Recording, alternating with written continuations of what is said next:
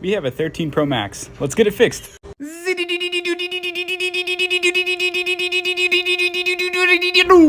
And now it's crunch time. Can't forget the love taps.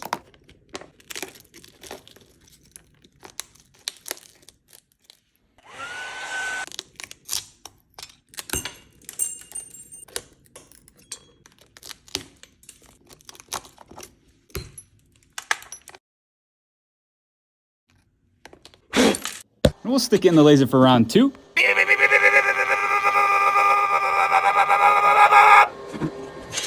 Then we'll give it a good old brush right before we replace the MagSafe coil, glue it down, and replace the back glass.